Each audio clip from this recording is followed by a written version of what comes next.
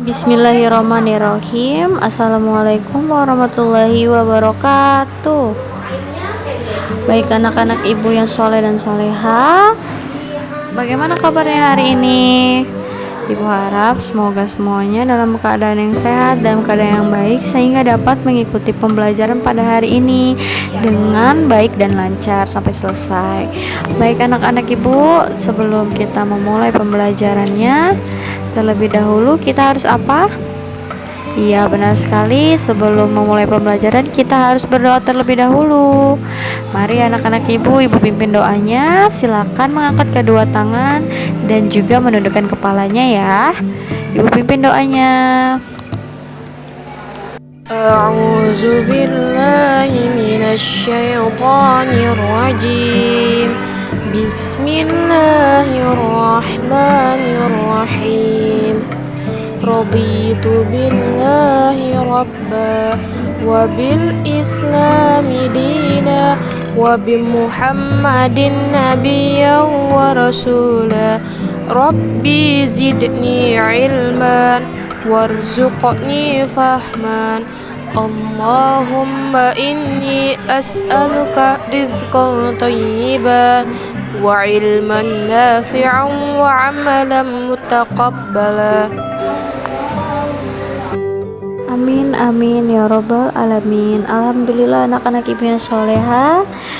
Berarti kita sudah bisa mulai pembelajarannya ya.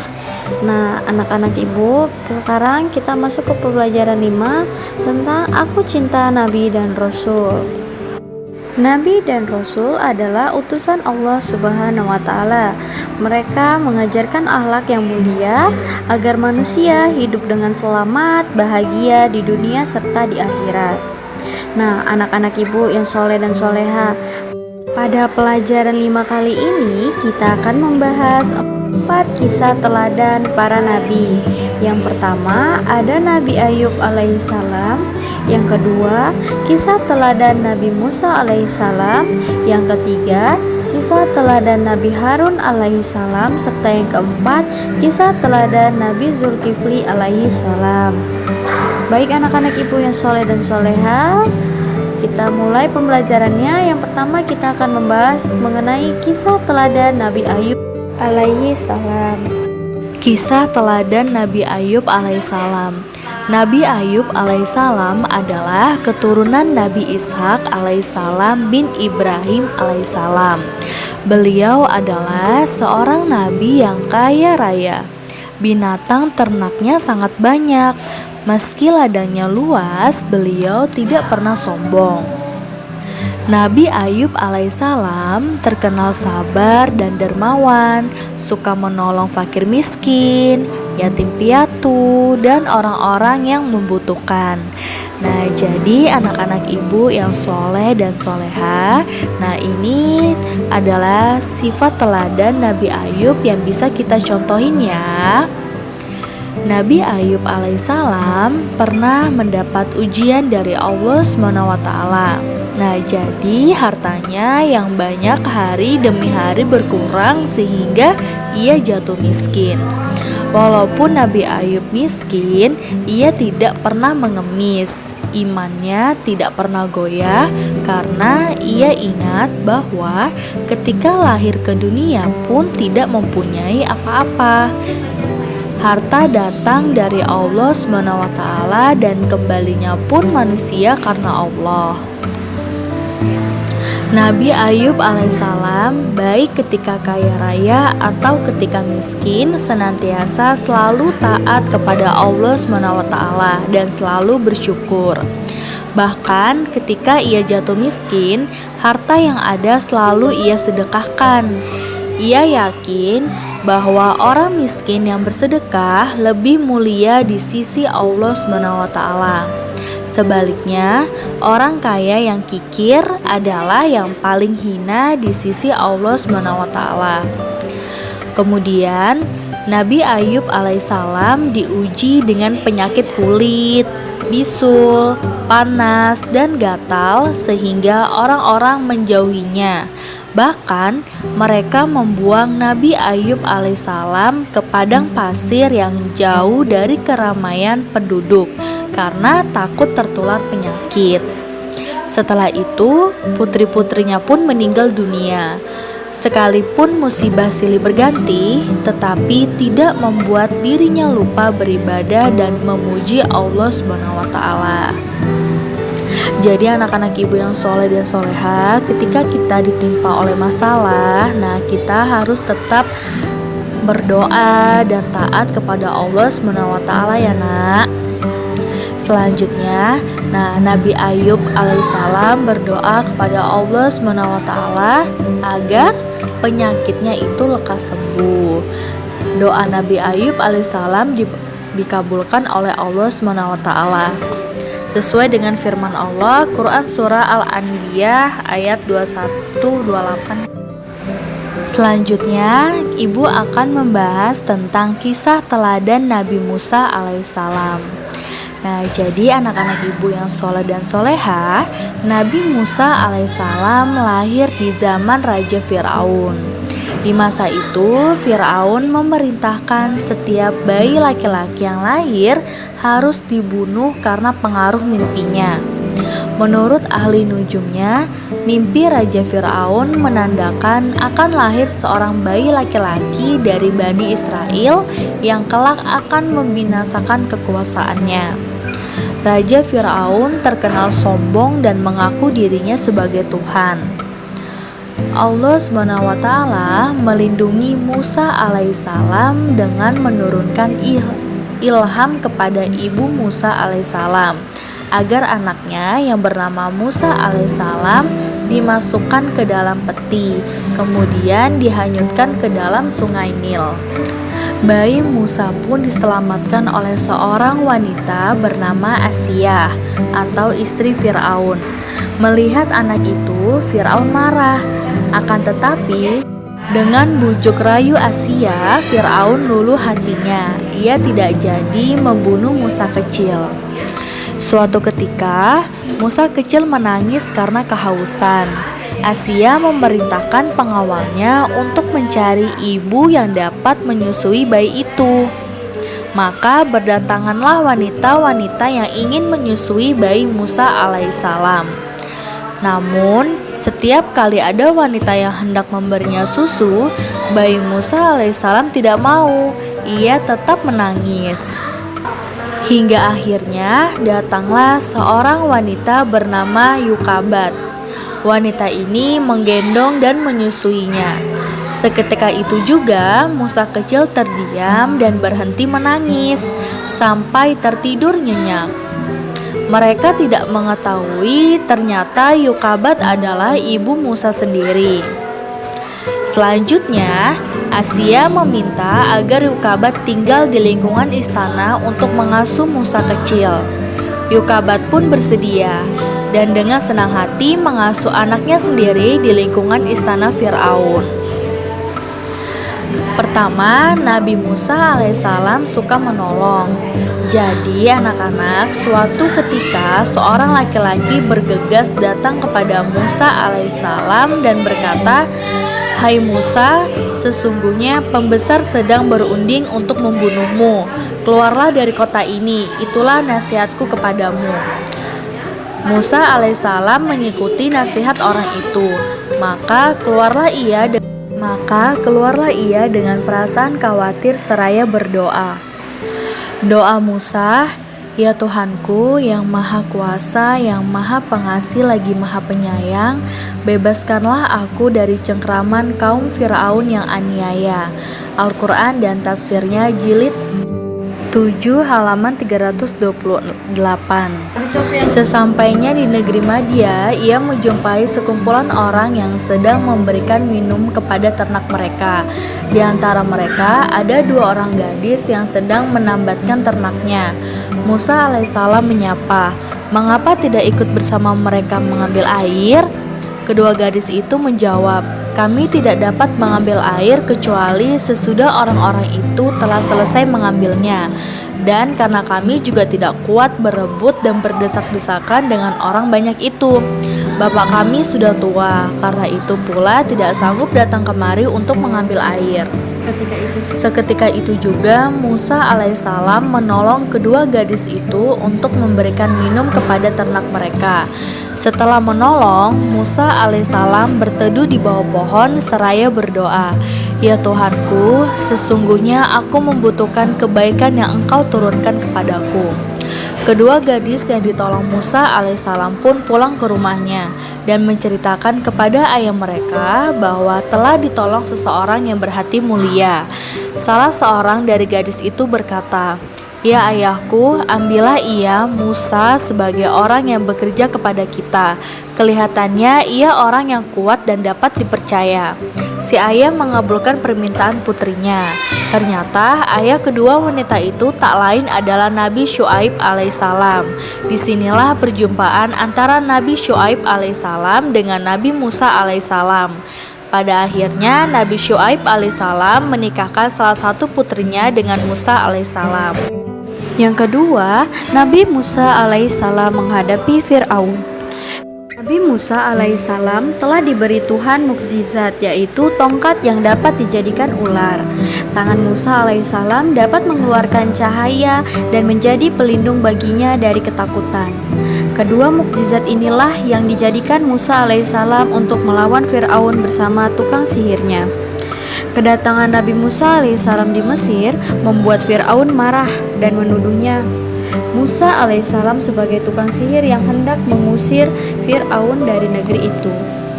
Musa alaihissalam telah mengingatkan kepada Fir'aun, "Janganlah kamu membuat dusta, nanti kamu dibinasakan dan mendapat siksa Allah Subhanahu wa Ta'ala." Fir'aun dan tukang sihirnya tetap saja melawan dan menantang. Akhirnya Musa alaihissalam meladeninya dan berkata, "Kalau begitu, kumpulkanlah semua tukang sihirmu dan datanglah beramai-ramai, kita berjumpa di suatu tempat." Di hari perjumpaan itu, tukang sihir Fir'aun berkata, "Ya Musa, lemparkanlah tongkatmu lebih dahulu atau kami yang memulai lebih dahulu." Lalu tukang sihir Fir'aun melemparkan tali-tali dan tongkat-tongkatnya yang kemudian berubah menjadi ular menjalar mengelilingi Nabi Musa alaihissalam. Di saat demikian, Allah Subhanahu wa Ta'ala berfirman, Bismillahirrahmanirrahim. Alqi ma fi yaminika talqaf ma sana'u. Innama sana'u kaidu sahir. Wala yuflihus sahiru haitsu ata. Yang artinya, dan lemparkanlah apa yang ada di tangan kananmu. Niscaya ia akan menelan apa yang mereka buat. Apa yang mereka buat itu hanyalah tipu daya pesihir belaka, dan tidak akan menang pesihir itu dari manapun ia datang. Quran Surat Toha Surah ke-20 ayat 69. Nabi Musa alaihissalam mengikuti perintah Allah Subhanahu wa Ta'ala. Kemudian ia melemparkan tongkatnya dan seketika itu jadilah ular besar merayap sambil memakan ular-ular tukang sihir Fir'aun. Kejadian ini membuat sebagian tukang sihir Fir'aun mengaku kalah dan bersujud kepada Tuhan, sebagaimana firman Allah, Bismillahirrahmanirrahim. Fa'ulqiyas saharatu sujjadan qalu amanna bi rabbi Harun wa Musa. Yang artinya, lalu tukang-tukang sihir itu tersungkur dan bersujud seraya berkata, "Kami telah percaya pada Tuhan Harun dan Musa." Quran Surat Toha Surah ke-20 ayat 70. Karena melihat tukang sihir tersebut telah beriman kepada Nabi Musa alaihissalam, demikian juga dengan istrinya Siti Asiyah, maka Fir'aun bertambah marah dan ganas. Bersama bala tentaranya, dia menyiksa orang-orang yang beriman termasuk istrinya sampai mati. Melihat yang demikian, Nabi Musa alaihissalam dan orang-orang yang beriman mundur dan melarikan diri ke kota Mesir. Fir'aun dan tentaranya terus mengejar Nabi Musa alaihissalam dan pengikutnya sampai ke dekat Laut Merah. Nabi Musa alaihissalam dan pengikutnya kebingungan.